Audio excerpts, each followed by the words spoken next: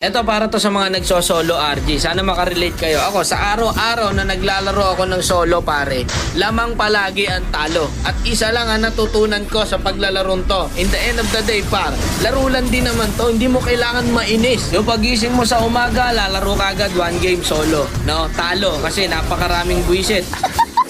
Lalaro ka sa tanghali, kakatapos mo lang kumain para may lakas ka. Pag na-lose streak ka, ibibigay sa iyong kakampi, may mga sariling mundo.